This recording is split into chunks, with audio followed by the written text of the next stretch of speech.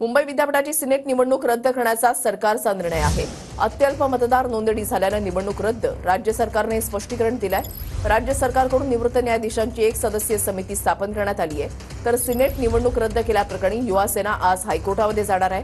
आदित्य ठाकरेंनी दुपारी 12:30 वाजता मातोश्रीवर युवा सेनेची तातडीची बैठक बोलावली आहे।